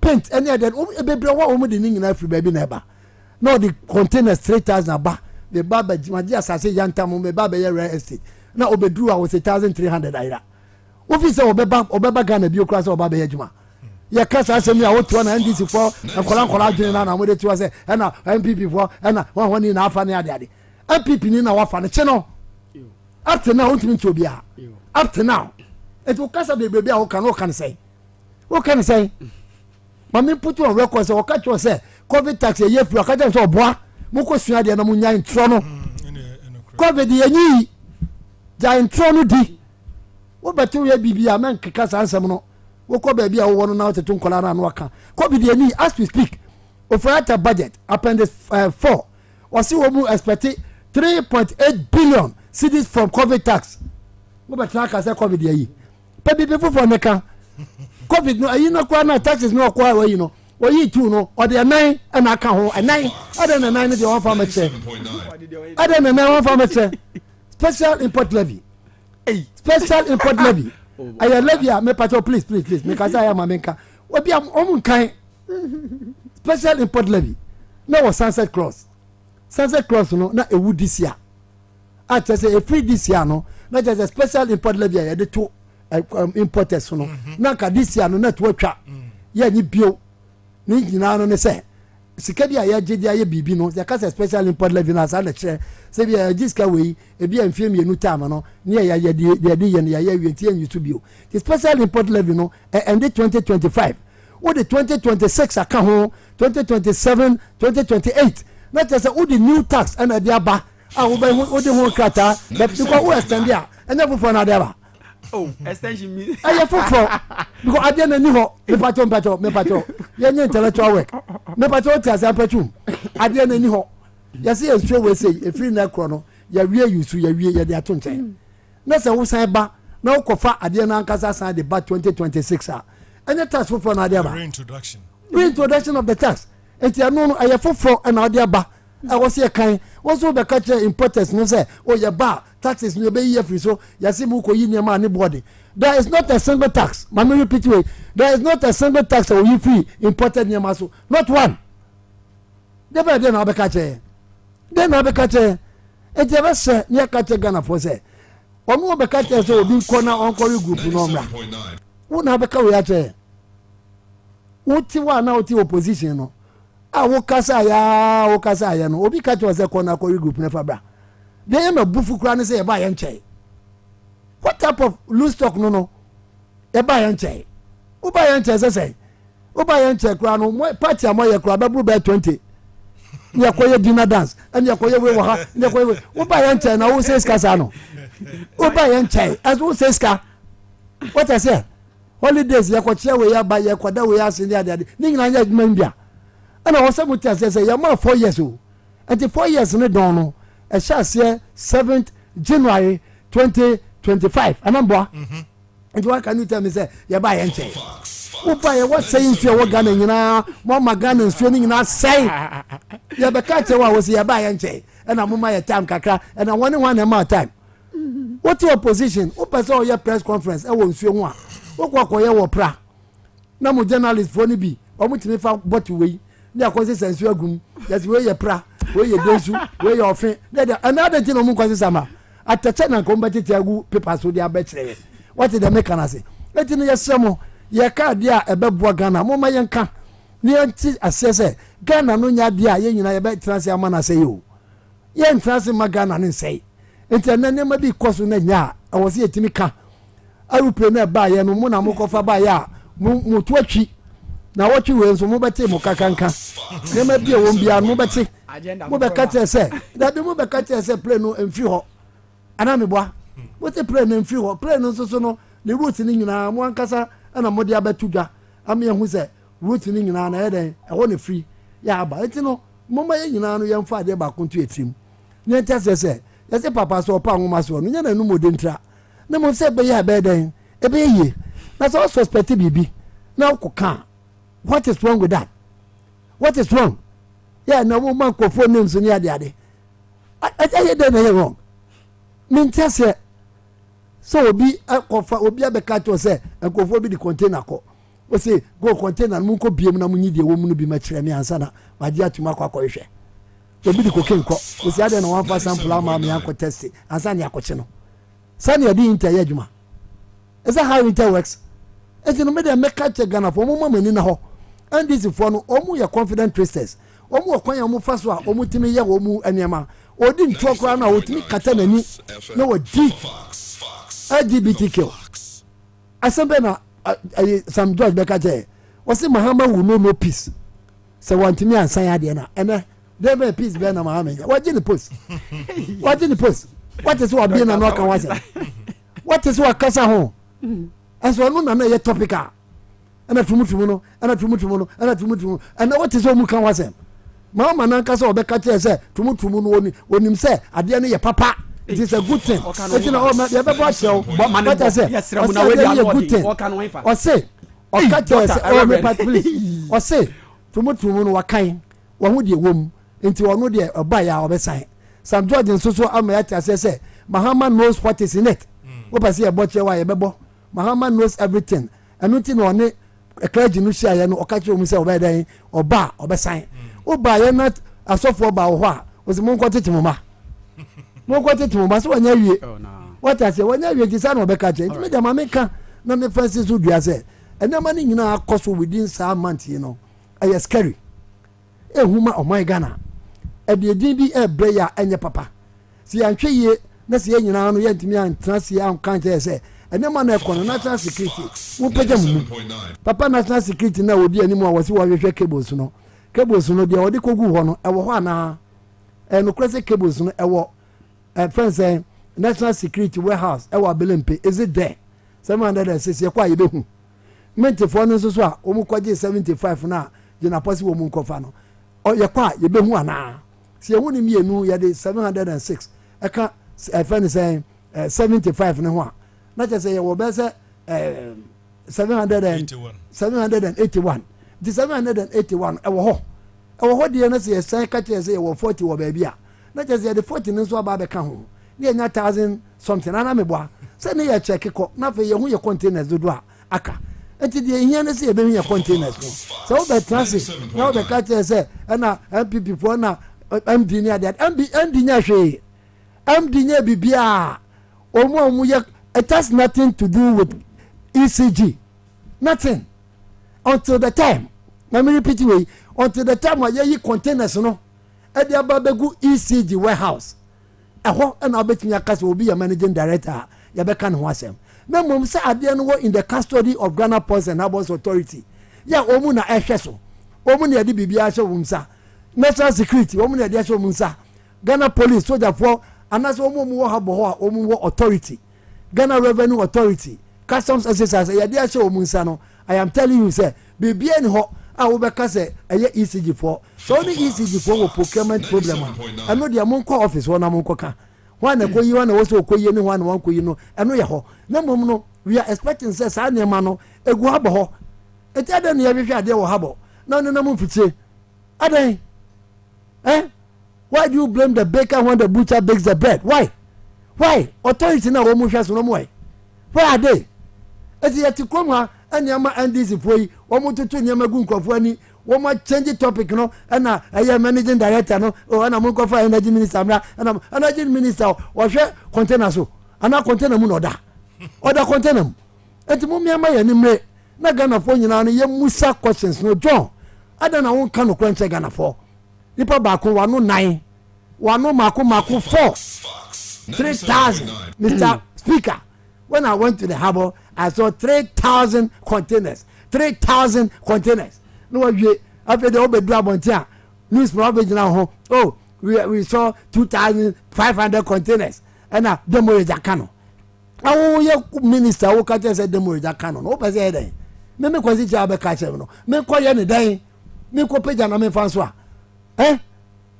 Omo ko yi ade no aye fa no omo de fire anu ti ne ka tem se tamwa ye to abama sankrofo yi ya omo ti yi ya omo sha se bowu aport no ene ka sa asmasi ya pamu nkofo afi port ho na wo mo ma ye adwuma ho na bibifo wo ho na mu se asemasi ye bu bi kan ba mo fa ye adwuma na mo twe nyama isa me se me demo obia wati obia wo MPP ni bia wo fa container ni bi mo kwache no ache ba na mo be che chankama che wie na me ma Ghana fo nso ntia se o mo timi fo obia ntum o mo kasa o radio so andi si fo no mo kasa o radio so ani wo mu afan se attorney general no ni ade no oni huye obetimi aye obia o timi jeli obi nipa ko obetimi ajeli nipa aye afan se judge anamboa aye judge of the Supreme Court and as a court and obetimi pass a judgment and yes I see ne ho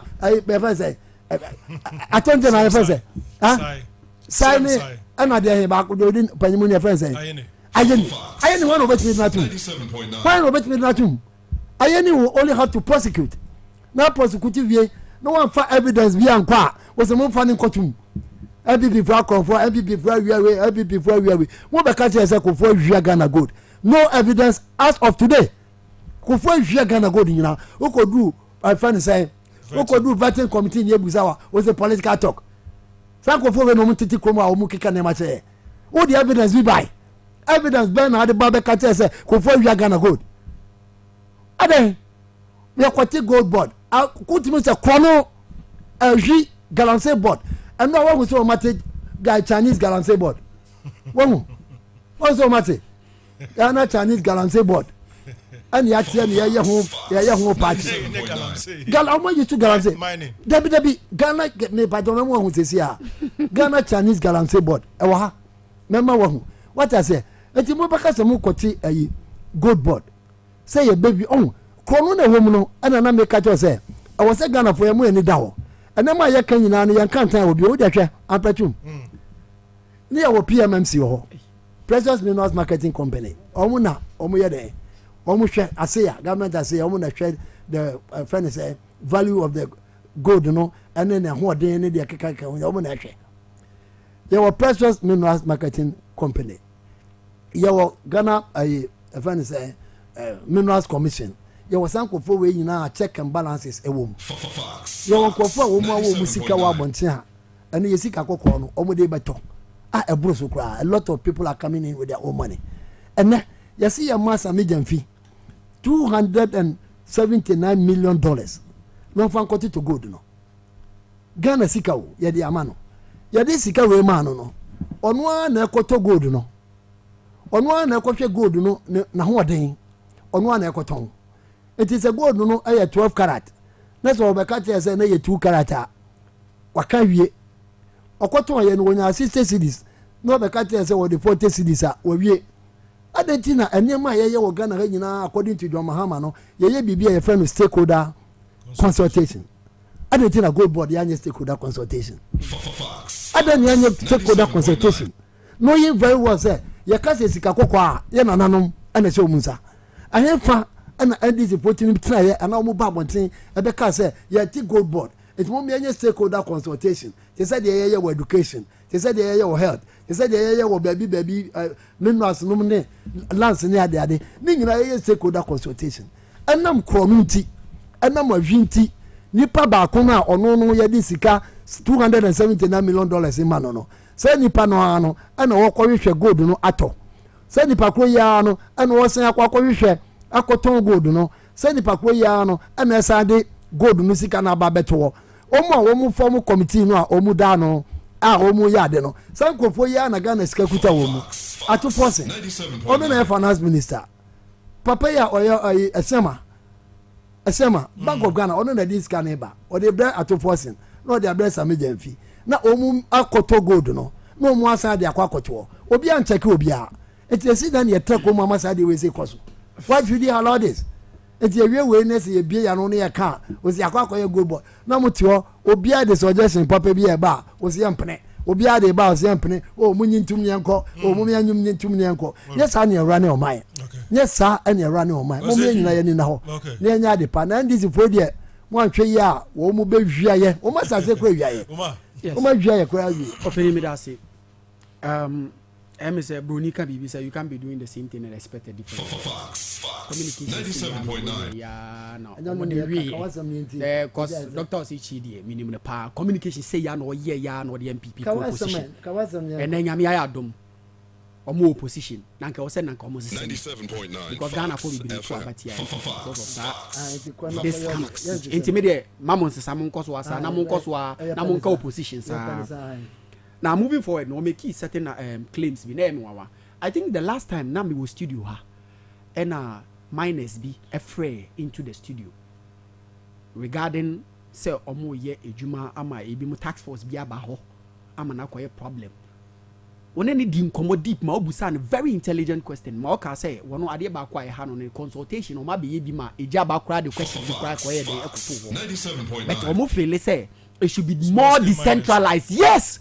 Entine say na doctor tenase wotena na oka say yinyo consultation a e wo say tiefo nwuna hu say sabio eni die kwan so sa assemble nkontompo consultation akoso bebre ama the last time crowd bi kra ka say consultation e ya omo fa bibi ebi nkoye de e form no nkran ne enye den emwa enti say papa pani wotenase na oka say yenye consultation na say one kasa na wanya investigations well o person misleading the public.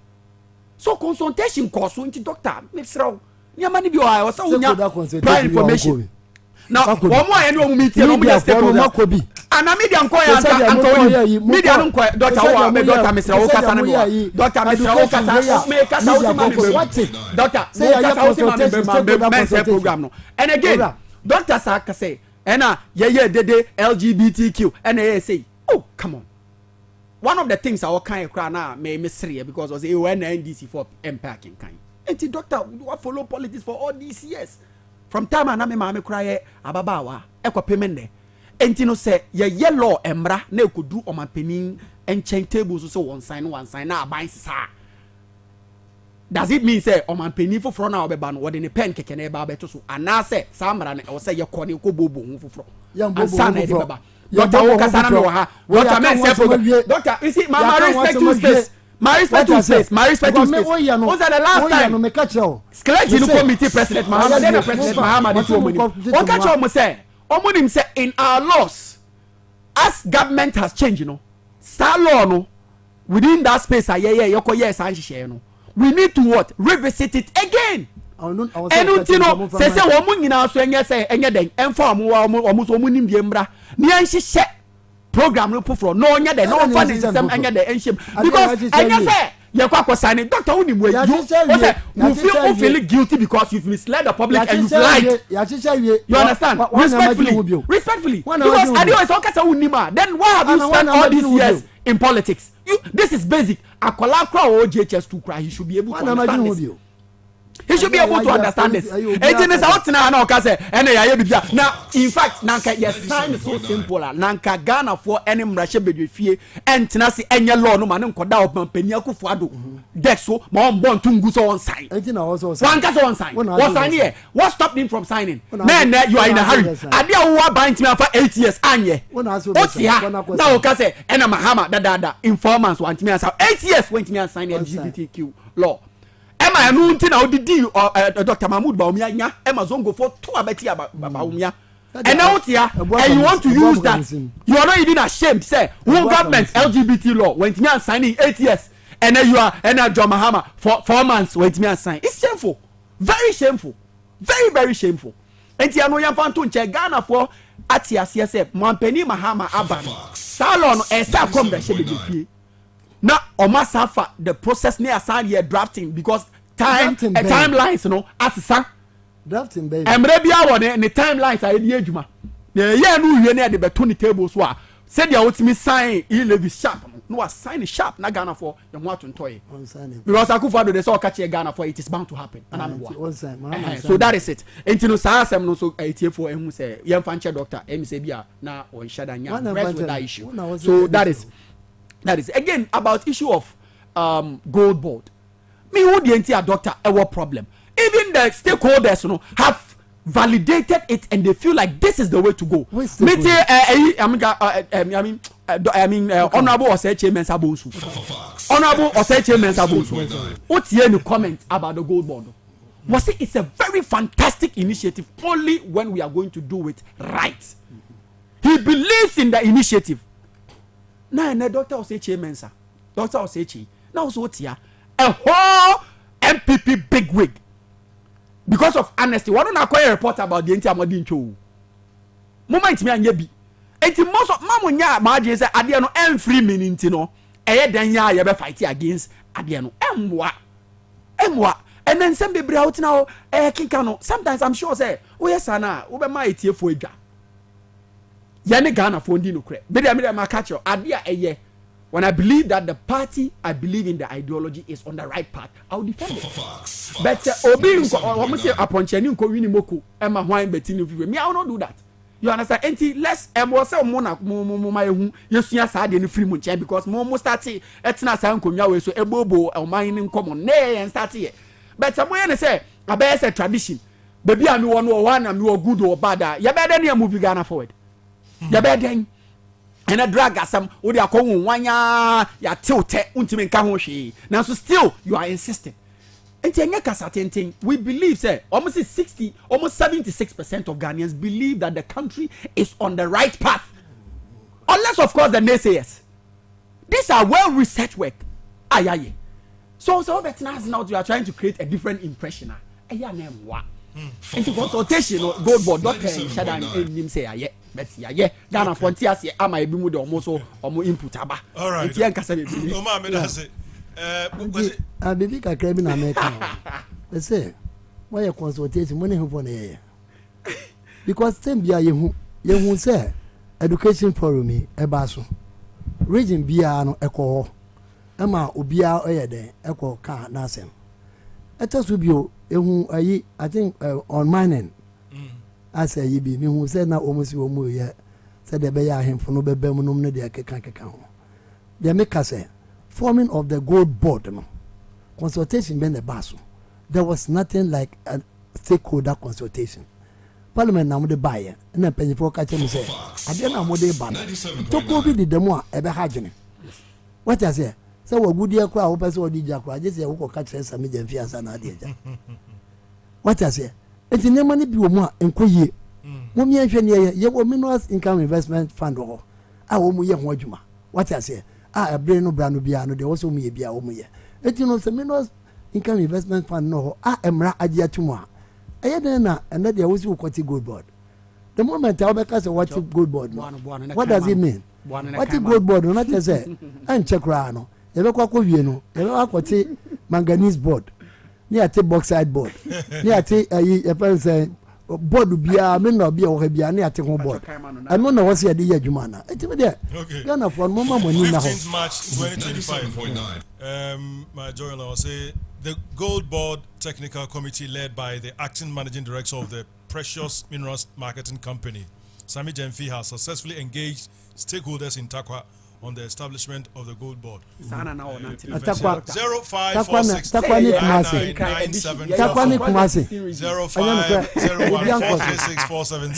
Doctor, okay, first caller, hello.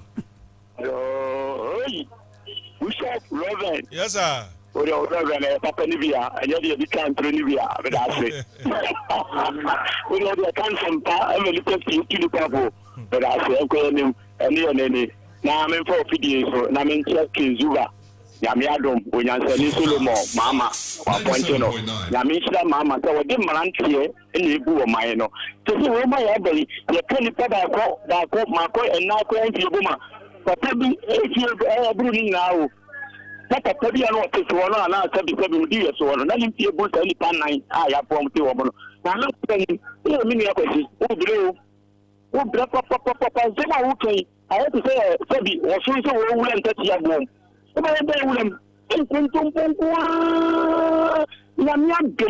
Ghana 4, Asante 4, Kumasi 4, you say you're fully answer, you have no clear, I'm a more, if you can come to Papa, and I guess will be a dear more. Muchaya, your Patumoti baby. Now I said, you're going to come away, and I think you'll be able to come here. You say, you're cut on a toy, hello. And to see why I've seen a man homeless. Kwabena, Ampratwum. Mama Momo Abasona mentia you apetiti. Okoso konenimpa papa. Nyame inshira any Jumedia Wudiama MPP. Mamentia you are Usupempa a inshira so. Aha, the shekon the neighbor. Amicia MPP media patron. Members in Mama Momo Abaso. Amicia Chama, or the no Kwapia Kuka. In Tim Fodio. Wameki statement here correct. 97.9. And he said, Bibi Nimua. And then I want for national security. Now, after a bawi, what Kataso and as working so. We be Kopa Ekoka was say. We're done it. Papa, so I'm the king. What's in Yanni? More national security for many woman catching your church and maybe more than what is so, and I'm what to me. But I say, one more platua, near platua, next time you get Fiabeca, young Conquatano. Not the chief in the room, MPP for. I'm what? Because Obeka, me, Marisa and Pat, and your papa and the Kaya, can be about the deep or the say, play, because you don't want to see airport. Oh, not airport, you have been one of 5 days. Not a bomb to be a show on man, Kumokuye.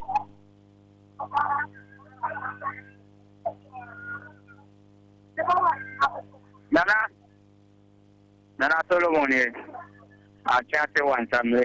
Solo? Nana from Power to say one Chaman Begano. Okay. And I'm a memoir about the Namencha communication advisor, Dr. Patichi, Dr. Nico Shop, Namencha chairman, or the Noko appear, and I'm a shot of lawyer, Aporia. Nana, the many edition, Naga and say, oh, and your bar, not your Fabian or the Kachas and Timana so Katangana for. Yeah, you know that. What you're telling is you need short memory. Instead of mountain, you can't afford your short memory. No, you will be taking short memory. What you say, Nana, who here and someone, Dr. Patichi, Eka, you will have to say, you two mountain, you let the crew, or you pretend that the crew are gonna for any idea. Now we may not feel not the night, Bishimwa. Now we are not a what you say, means of moment, trumpet, and that is how you throw for something or so, mammy, and I have something a many place. The moment now, there would have a social, near main carpet, near the coming. What I say, and you better Ghana for, or Montenino, and some more Ghana for, a tumor also be Ghana for, and then Ghana for you. And then see, and some fire for 2 years, and then she will pay with the assembly as well.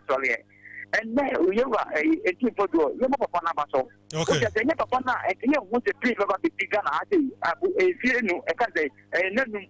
Okay, then any for Mumma Papano, name of Papano, Mumu and Papana Jamo, name of Mumma, and yet the name of Mudi Papano. Let us say hello. Hello. Hello. Also.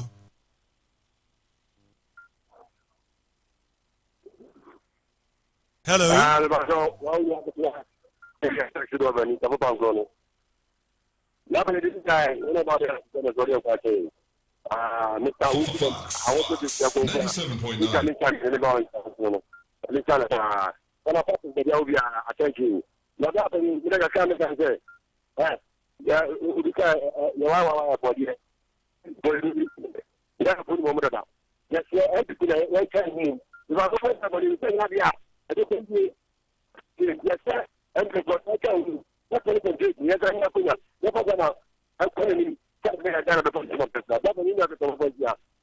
May I say hello? Hello? Yes, sir. Ghana Ampratwum. Yay. The hottest. After Ampratwum, or politics, we saw the mechanism a year pabre. Woman father, but the sample says it's so tiny. Now, my new MPP media patriots for. Now, my friend, I can say, man, and coming time, I hope I will be back. I won't share so. It's just with him, where I can't remember Roma for the Diana Coswaco. I don't go out to Roma or Cassandra Bosso, just a Cassandra Bosso. I can't remember here put to a rope. It's one government put to a one and support. It is also by the bathroom chair, so I'm a child with Meta Pane, my Patricia today. That, number two. Number what kind of cry? It's too for do, what kind of cry? Then for young men necessary. Cocaine, no possibly cocaine, say Ghana D. Now, you should be able to say, me patrol container, me to me to the Bianca. Container, me patrol, and your phone, and your favorite to mana. And I'm back in touch now. When you say Ghana phone to no friend, this is a bicycle, or maybe the Biana. A coin, and the do I am your the one I have to us. After the one when the person to us. And this is my name to the two of Bamabu. Yet to Obama say 24 economy Namukama family. No moment you map of the Dominic say.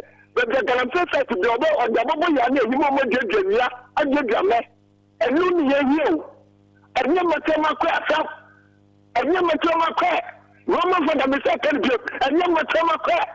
And come out. Hello. Hey. I got you going council. We don't want to hear or the local cooker. And a lawyer for you are, Michelle, thank you for Papa. I'm a tune patrol, with each other. 97.9. Patrol, they will say, and this in your just what did you end this in your crowd? What some of you, Papa? But it's a trade out for Kunsa, and this in the will say, what Papa needs to be. Now, I'm patrol, patrol. Let me know about NDC. After you would get young to be the so all campaign a year what we have some of the everyone can afford. Dear by the parliament in you. But you started no movie and I am more and if you want to start not to know. 24-hour economy now. What we say and only one will be dear woman and when you fat. Ampratwum, and this is what I am not doubt for the I'm going to say. Oh my God, one time premium. Well, one time people almost you hear every son of we have no but by see one time. If you can't tell me what say, what we need to be at the Magana for. If you know, you what we see what we buy your bedroom, me see and talk what someone and Matuchani to cook to me and brony. Okay, hello. Yes, Robert. With Robert. I'm a Gatafi, Coach Grasa, and you put that to get in our pair. Let me share Ashanti Region Minister, Dr. Makwene, and Honorable Joseph me. What you say? Nana, and then if a park will go your president, MPP near to it. No, Kase, Mahama Bae, President, Galamse, up now, Osmi, and Pamoma, or Mufio. Uber transfer 8 years. What to me, and Pamomo. But I don't know what I'm saying to Uncle Coco. Don't money, Mahama Bae, 3 months, and Hong Kong. He says, you know, any answer, what you say? Don't the NDC, Uncle MPP, and nobody say, why you? Because God, money, Mahama, tell us that here. I want to say, Ghana, Would my bay 1 year, no more shot yet. I bet I can cry 1 year, Granoa, MPP party in Yan, Baba Candy for. Yet, here, UTG. MPP photo for back up in the post and message for buy. And I married UTG Sika.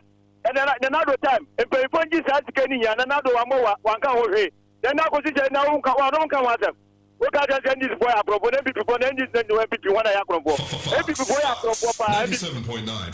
Let me just say, right, hello. Nana, Yay. I'm proud. Malinda Kunu. No. Eradiadum. United States or me. Nana, my main class was recommended for granted and you must hear us. I'm here to go. Okay, boss. Nana, question to Mishano and this family. But I'm a member of the about your name and how I manage it. So, the MPP college now, I'm for a jet to woman. Above woman, no money, I've been some person of the MPP. Ever finance, Sudan of Parajet MPP. But now, question is home. For chance, one name may have higher. They shall take country. But who shall trust all the MPP? 97.9. And once I have a play control, that is one man. Yeah, for cancer. Yes, also I said them. Who don't know then? I must have a play social media. And I can have a two cancer. But then I fell in class, yes, I'm 55 no saying. Who like question? How no more you can farmer? And never had yet. I essentially the MPP. So we've got my way, but not time. I was media today. The amount my country has what MPP party a year. I tell you, I'm not saying to me, I'm a if young people know, you have to go to the end. We know we cannot do that, Mamma, and then it's what's when you're some pepper. As you see, I put another thing or two over the afternoon. They can measure the cabinet, another town, and try to prove a pizza. Let me go back to 97.9. Some give me a son of money, and let me talk to you. We didn't mean them so good. Medase, Uti hello. Afternoon, Pacho. Afternoon. Yes, Al-Hajj. Ubimpa, Ubipe. Offer me passion, Amisha, Safaji, Nubia, Michelle, Papa, Safaji, and Michality, Nakupusha, Safaji, Nubia, Namatantia, Incoming, MC, at Gorimampo, Prince Doda. Offer the Pacho, Niam Impa can't say you. Nukaka, I won't take our country. I told Fauci, Pacho. This is not an answer just a boy to them the offer. Because a man who could think 97.9. of our thinker, the Donyan coupon, in the Chabuabo. Who don't say cocaine in a drugs in a reno, a good table so. We're going, and some just I don't more than that one, and I said, but then the one of the Bonzesa. And you could just say, just a memu. Now the court not able to take this law. Liguha, cocaine, blue, red, open the coming from out. Nako, from things that they said the Ganano. And yet, the bigger crown, I say,